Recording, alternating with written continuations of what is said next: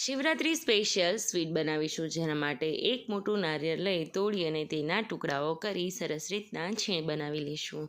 ત્યારબાદ એક પેનને ગરમ કરી તેમાં 2 ચમચી જેટલું ઘી ઉમેરી આ છીણને સારી રીતે શેકી લઈશું.